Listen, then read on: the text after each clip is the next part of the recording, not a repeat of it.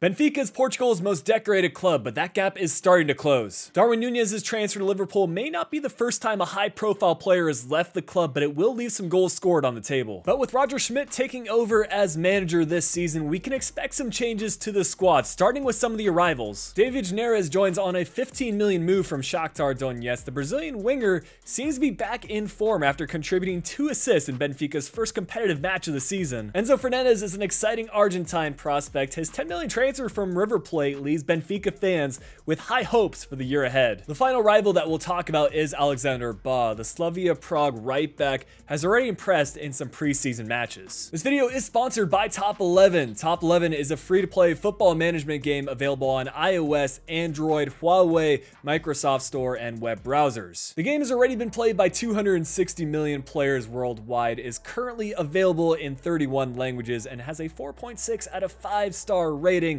with over 5.5 million reviews. Top 11 gives you a complete football management experience as you take charge of your own football club. From signing a team of superstars to creating your own stadium, organizing training, setting up formations, and ultimately leading your squad to winning trophies. Don't forget the new improvements are added every season. One of the newest features of Top 11, and one that I really appreciate, is 3D Live Match. This is an exciting way to play the game as you're on the touchline with your players and you can see your tactics play out in real time. Top 11 is celebrating its 2023 release with an extra special launch season, so get your club ready now for an action-packed season. There will be a lot of fun happening in-game, like new features, 3D live match improvements, events, giveaways, and more. Remember that Top 11 is a game for everyone. There's something for every football fan, whether that's customizing your ground, collecting jerseys and emblems, or bailing out your team like I have here. There is a link in the description to download Top 11 and begin your own football management journey. Thank you to Top 11 for sponsoring this video. As we look to make some of our own transfers in this rebuild, it's important to keep expectations in mind. The board wants us to return Benfica as the best team in Portugal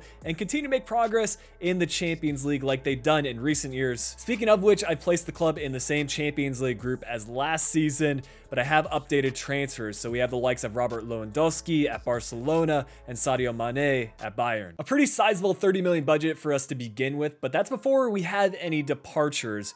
And the first big decision that I'm going to make in this rebuild is to let Julian Weigl leave. I'm a fan of him, but I'm unsure if he'll work with Roger Schmidt's system of a high tempo pressing. With that said, a 30 million move to Brighton is not bad at all as Weigl embarks on the start of his Premier League career. As a direct replacement, I think Frederick Orsnes can be the perfect addition to our squad. He offers capable defensive abilities while still being able to move the ball forward to our attackers. He's been heavily linked with Benfica, at least at the time of me recording this video. 12 million for the transfer, which is just going to be a small chunk of our total budget. But I would make the argument that Benfica has one of, if not the best youth academy in Portugal. They just have so many top players in the modern game, and we're going to look to find the next one with our homegrown talent. Gil Cardoso is a right midfielder by default, but I've taken your feedback on board and manually place them into every position. Turns out that the position that's going to give him the highest overall rating is striker, leading to a +4 in his rating, and that's before development plans come into effect. But we'll keep the scouting going, a 5-star youth academy scout to begin with. We'll keep our original one in Portugal for 9 months looking for any type of player, but one unique thing about the Portuguese league is that they have a very large percentage of Brazilian players. That country makes up about 1/3 of all total foreigners in the league. So we'll be setting up another 9-month network here. But I think we're ready to begin our season. A pretty easy month of August ahead, which will allow us to familiarize ourselves with these tactics. I've opted for a 4-2-3-1, which is in line with what Schmidt likes to use as we aim to win the title with Benfica. A few things to note regarding the future. We have Lucas Verissimo slowly getting back into the squad as he recovers from injury. A lot of people were saying he was on a similar level to Eder Militao before he missed out on matches. And then Morato, his status speaks for himself. He's an exciting prospect, which means that he is going to be a big part of this rebuild. But we left things pretty late on to begin our season opener. 2 goals from Rafa allowed us to pick up the 3-2 victory, and we'll see if that form continues until January. As things stand, second place in the league, Sporting 5 points clear of us. But we'll again see some surprises in this Champions League group. First off, we topped the group, but also Barcelona finishing 3rd, meaning that they'll compete in the Europa League in consecutive years. We've already seen our center back duo drop a few in their overall ratings, so that means Verissimo can transition to our starting 11. Excited to see what he can do. Cardoso, a player for the future, already up +6, keeping that potential to be special, and in order to best see him reach that overall rating, I'm going to loan him out for the rest of this season to a quality side. He'll be getting Premier League experience with Brighton. But other than that, no change to the squad as we'll head into the round of 16 of Champions League, starting with a fixture against Manchester City. I was talking about so many former Benfica players at the top level of modern football. Well, quite a few of those players are at City. We'll start with Ederson at a 90 overall. Ruben Diaz at an 88 overall, leading their defense. João Cancelo, forgot that he is so highly rated, also at an 88. And then Bernardo Silva rounding things out with an 87 overall rating. We'll actually see Bernardo Silva get on the score sheet in the away fixture, but we do win that match 2-1. And in the home leg, City forces extra time, but we get the job done. Goals from Neres and Taarabt will see us through to the quarterfinals, where we'll play FC Bayern, the team that we matched up against in the group stage, 2-1 in the home fixture.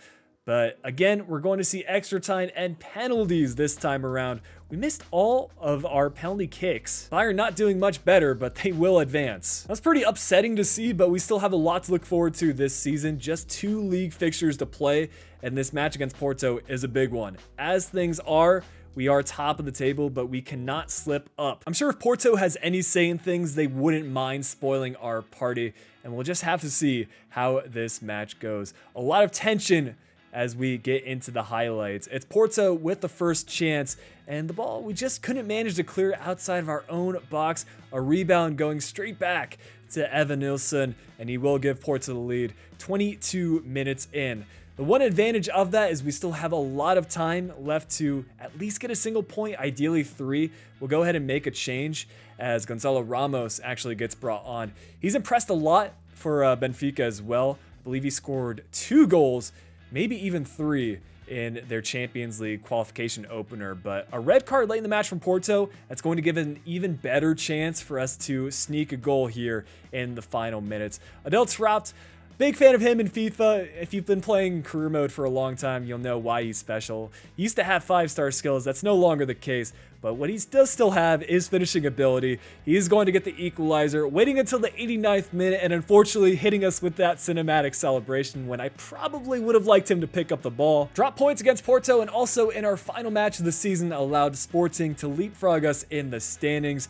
This will be the one time that we take a look at the bottom half of Liga Portugal because there is no second tier for promotion and relegation. A misery compiler as Sporting also knock us out in the semifinals of the Taça Portuguesa, going on to win the competition against Porto. So a very good year for them as they pick up the double. Champions League, quick recap as we exit it in the quarterfinals. Bayern, the team that defeated us, making it to the final, but Manchester United will see a victory 1-0. Real Sociedad with a victory in the Europa League final against West Ham, and it's Spurs to defeat Roma in the Conference League final.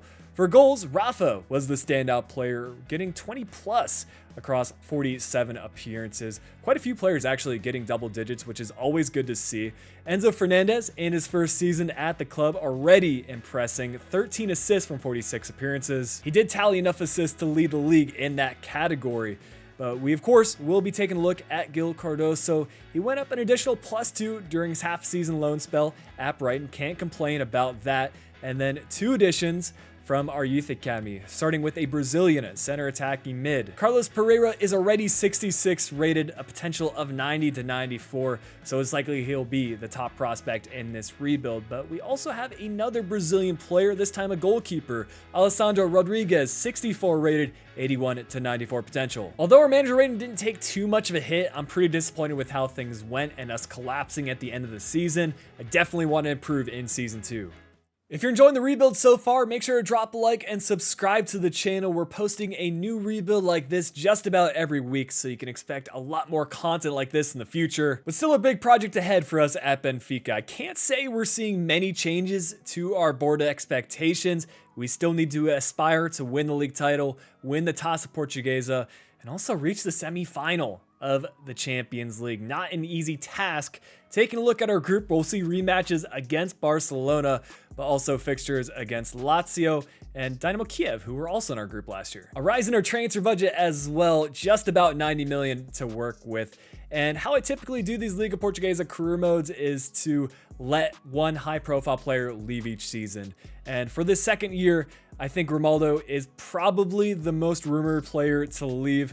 When an offer came in from Barcelona, I thought that was too good for us to decline. So he's going to be departing on a big fee of 100 million. And the player I have in mind as a replacement might be a little low rated on first glance, but just trust me on this. Sergio Gomez is an absolute baller, and I think he fits in the system that we have at Benfica quite well. He originally started as more of a winger, so he has those offensive capabilities, but now that he's become more of a left back, he got into the double digits for assists with Anderlecht. I know he can compete when it comes to football in Portugal and also at the highest stage. 12.5 million for this transfer, so really a good deal, as it was only 3.5 million more than his current evaluation. And now we'll just look to add some squad depth because our team is already quite good. Paulinho, I think, is another player that hasn't featured as much as he would like at Bayer Leverkusen. He's actually transferred away to another Bundesliga club with Freiburg. But I think the fact that we can play him as either a left midfielder / left winger and also in the center of the park is really nice. Versatility is typically one of the top characteristics that I look for in a player. 15 million for this signing. Again, not too much more than the player's valuation, so we're making smart deals. We're going to see one last transfer out of the club, who's Suailo Meite, returning to one of his former teams in Monaco. He leaves on a 5.5 million transfer. This will probably be the last year we set up youth scouting. I'm going to be keeping networks in Portugal and Brazil. That just gives us a few years to allow those players to develop and hopefully become a part of the first team. Again, no complaints for the start of the season. I think we've got an easy month of August, so we can allow some of our new signings to become more familiar with the players around them in the first team. And as we sim forward to January, it seems like the squad has worked well together. Right now, we're 7 points clear of the next best team, also unbeaten halfway through the season. Barcelona will get some revenge in the Champions League as they top the group, but the important thing is that we will be advancing to the knockout stages. And for the squad, Morato has actually surpassed Otamendi in his rating, but with Otamendi being captain and also retiring at season's end, I figure we'll send him out on top and allow him to stay in the starting 11. One other high-profile departure that I want to talk about, especially for any of you Benfica fans, is that Andre Almada will be leaving at season's end, joining Granada on a pre-contract deal. He spent about a decade at Benfica. As we look to finish out this second season, I think some change to the squad are on the way, particularly Cardoso scoring 12 goals across 17 matches. I think that's enough to start him over Yaremchuk, even if his overall rating is lower. Cardoso has potential to be special, so we need to start giving him minutes as soon as possible. Our round of 16 fixture in the Champions League will be against Juventus. First leg ending in a 1-1 draw, but the second leg, unfortunately, we're going scoreless, losing 2-0. Still something to play for though, as in the final of the Taça Portuguesa, we'll match up against Sporting. Tried to get our revenge on them after they picked up the double.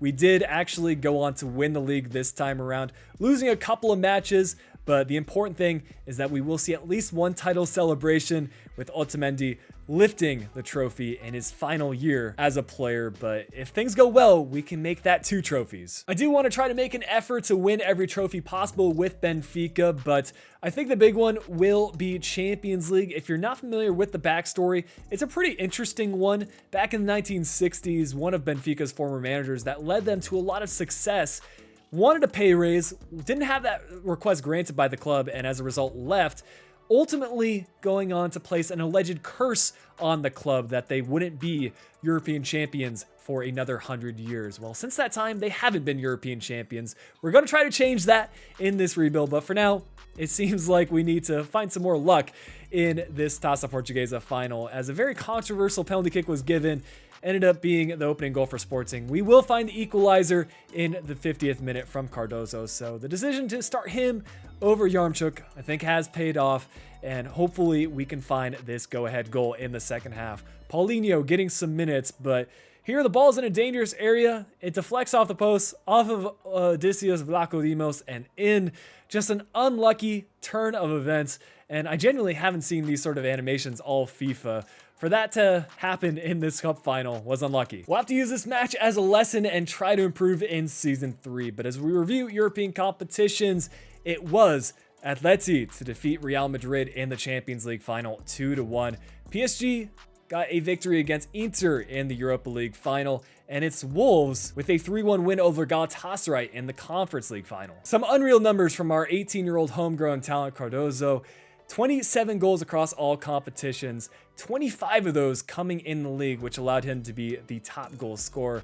Neres also having a very good season too, 16 assists from 46 appearances. That allowed him to lead the way in that category by a good margin. But as mentioned earlier, we're going to have some retiring players. Otamendi giving up that captain's armband.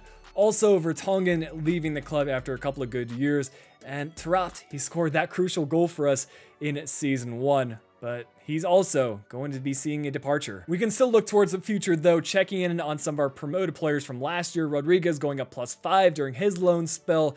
Pereira going up +7. So good to see he's starting to fulfill his potential. Gomez though, +8, and this is what I mean. With the right development plans, I think he is one of the best fullbacks in career mode. A couple more promoted players, starting with a 67 rated Portuguese left back. We also have a Brazilian center defensive mid, good rating with him at 66.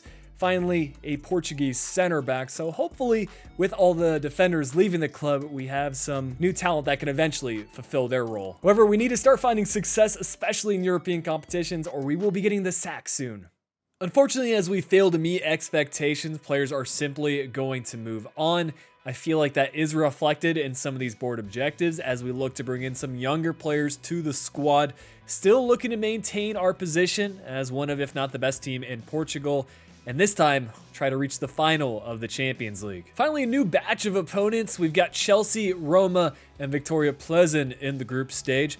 And again, a rise in our transfer budget, 150+ million. We've seen some high profile transfers between Benfica and Atletico Madrid in the past. We're going to see another one with Rafa. We managed to bring the price tag again all the way up to 100 million, just like the deal we had last year with Grimaldo. And Yaremchuk, probably unhappy with his playtime and still in really the prime of his career, will be departing for the Bundesliga, joining Hoffenheim on a 40 million fee. With all those funds available to us, I'm all right with making some higher profile transfers, and Gonzalo Guedes is apparently linked with Benfica right now. I was surprised to see that myself, but as a former player, it's not uncommon for players to return to their original club, albeit Guedes still being relatively young. We ended up having to pay 50 million for this deal. Not bad for a player with already an 84 overall rating. And once we use a development plan to change him to a left winger, we're going to get an additional +2 in his overall to 86. Obviously, we need some cover at center back. I think Morato and Verissimo can hold down the starting 11. But just in case one of them get injured or we need to rotate the team for midweek fixtures, I think John Lucini could be a really good addition. The Hank center back has experience in European football, which is always going to be a valuable asset to this Benfica squad. 17.5 million for the transfer, and still having to spend a little bit more of the player's evaluation. But to make up for that, we found a really cool free agent addition. Ricardo Horta has some links with Benfica right now. Apparently, Braga are making it very difficult for him to leave. They want a pretty high transfer fee, so the fact he was available on a free is perfect. Technically agreeing to an important squad role, but I think he's going to have to put in some good performances to get into our team. But our August fixtures will actually include a match against Braga. Our starting 11 will look like as follows. I think this squad is capable of reaching the latter stages of Champions League. We just need to get a good run of form, and Ramos will now be leading the club as captain. But January 2024, and we're again going to see a second place finish. It's really a battle between us and Sporting. Porto not really a part of the picture at all. And again, topping our Champions League group, 3 teams finished with 10 goals scored, but we were the best defensive side, which is great to see. It's a good thing we signed Horta because he played a decent amount of matches. Guedes suffering a 3-month broken toe injury, which allowed him to return for the start of our knockout stage journey in the Champions League against Real Madrid. They pulled off some interesting transfers with Theo Hernandez at an 89 overall from Milan and Lucas Hernandez at an 86 overall from Bayern. But that didn't stop us from winning the first leg 2-1. Real Madrid, though, a huge comeback away from home. Ramos getting our only goal, but Benzema absolutely went off. It means we're again going to see an early exit from Champions League, but we've got another cup final, and hopefully we can win it this time. Because if we don't see a victory, it's very likely our manager rating will drop below 40, which is in contention of a rating that gets us fired. What a season Ramos has had as club captain, currently topping the Taça Portuguesa in goals. And with this match against Santa Clara, they are our easiest opponent in a final to date, and I think that was reflected in the highlights and some of the gameplay that you're about to see. It only took 18 minutes for Ramos to get the first goal. Guedes gets played through just a few moments later, and a nice low-driven effort to the far post to double our lead. Nice to see that he's fully recovered from his injury now, and although that will stunt his growth a little bit, he already started with a quite good overall, especially after the position change. What a goal that is from Hernandez, really showcasing his skill on the ball. I know he's known as more of a creative player, but moving forward, he can definitely contribute something on the attack. Those 3 goals were enough to see out the victory. And as a new club captain, Ramos will be lifting this trophy for the first time. That's the league and the League Cup checked off. All that we need to win now is the Champions League. Sporting will return as league winners. We were 6 points behind them, and after a crushing defeat in the round of 16 of Champions League, Real Madrid ended up going all the way to the final, but losing out to Barcelona in El Clasico. Chelsea victorious in the Europa League against Wolfsburg, and Marseille winning an all-French Conference League final against Lille. Both Ramos and Cardoso will share 27 goals across all competitions, so no lacking in quality in the attacking department, with Cardoso actually leading the way for the league. Hernandez with 15 assists, Gomez not too far behind him, as we had the top 2 players for league assists, and Pereira up to a 77 overall, so I think now he is ready to become part of the substitutes, and hopefully by the end of season 4 he might even be in our starting 11. But as you know, our manager rating is quite low, so next year will be an important one. You've got to wonder what is stopping us from success in this Benfica rebuild, but one thing we've got going for us is younger players that are starting to hit their prime. Pereira has potential to be special, so no drop in his status, and as long as he gets minutes, I could see him in the mid-80s by the end of the year. With that said, it looks like we need to let some more players leave and sign 2 crucial players to replace them. Still trying to find success in Portugal, and a slight drop in our continental success objective, trying to reach the semi-final of Champions League. No changes though to our transfer budget, 225 million, and now we'll cover the big departures out.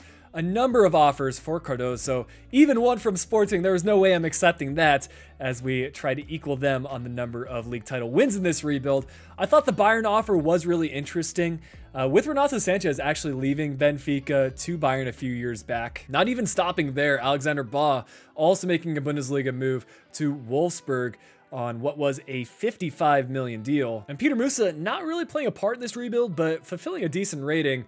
We ended up accepting a 32.5 million offer from Valencia. Obviously, we need to find a replacement striker, and Fernandinho is a decent prospect. The Villarreal player is available on a free, and only 23 years old, 81 overall, fulfilling a similar playstyle to Cardoso with 6'3" and having a target man ability. We can definitely check him off as one of our crucial players for next season. I wanted to make at least one direct transfer from the Liga Portuguesa club. The number of high potential players that don't play for the likes of Sporting, Porto, and Benfica are limited, but Reggie Cannon does fulfill that. Still at Boa Vista in this save, also with his contract expiring at season's end, we were able to pick him up on a 25 million fee, which was not bad at all.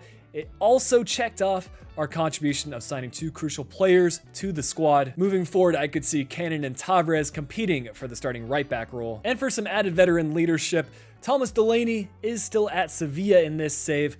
Also, with his contract expiring at season's end, I want to make a slight improvement at the center defensive mid position. 15 million for this deal, so really not spending a whole lot this 4th season, but maybe he will be the difference maker for us. We actually have a match against Boa Vista to begin our league campaign, but this will be our starting 11. No excuses, the squad is good enough. We just need to get the right results moving forward, and we'll see how things have gone for us so far in January. Top of Liga Portugal, 3 points clear of Sporting, and also a statement performance in the Champions League. We finished 1st in our group despite City also being there, so I think we've got a good chance moving forward. The squad is in good form, and we've even returned Orsnes as our starting left center defensive mid after he went up in his overall and Delaney went down in his rating. But we'll start our knockout stage campaign against Juventus, who we matched up against earlier and lost to. Dusan Vlahovic still at the club, now into the 90s and one of the best strikers in the world. But an early red card put Juve at a disadvantage. A 0-0 draw in the first leg. Of course, Vlahovic unavailable in the next fixture, and we made the most of that. Another clean sheet and 3 goals to add on to it will put us through into the quarterfinals against Bayern, a team that we have a lot of familiarity with. Pretty fun transfer with Charles de Ketelaere joining them in this save. He's at an 87 overall. And we'll again see a 0-0 scoreline in the first leg, but 2-0 at home. So defensively, clearly, we have made the right improvements to the team. Semi-finals against Liverpool, and you guys will know him well. Darwin Núñez has stayed at Liverpool for the entirety of this save. He is at an 87 overall. Unfortunately, we won't have David Neres available for the rest of the season. He's got a torn hip flexor that'll leave him out. But we pick up a 4-0 result in the home fixture that left us in a really good spot for the second leg, still getting a draw and putting us through to the final of the Champions League against Inter. To add on to that, we saw a dramatic end to the season in the league. Equal on points was 14, but ahead due to goal difference. So we'll match them on league titles for this rebuild. Sporting get the better of us in the first round of the Taça Portuguesa, going on to win the competition. Dortmund will pick up a victory against Valencia in the Europa League final. Sevilla defeating Hertha Berlin in the Conference League. We'll also review former players. Grimaldo got that Champions League victory with Barca. He is at an 88 overall. Rafa still at Atleti with an 86. And Cardozo in his first season at Bayern at an 87 overall. But a huge moment ahead for Benfica. Can we break the alleged curse and return this club as Champions League victors?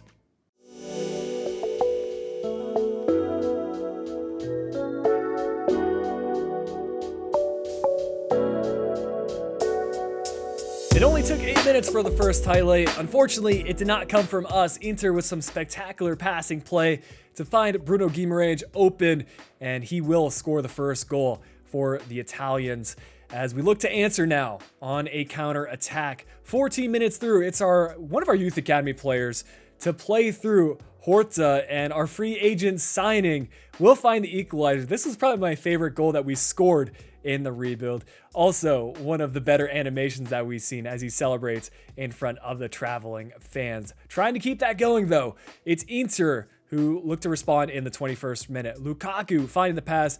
It's brought down well by, I'm guessing, Gerard Moreno, and it's Guimaraes again to score another goal. I'm not sure what position he's playing for them, but he's clearly pushing up from the midfield and being involved in their attack.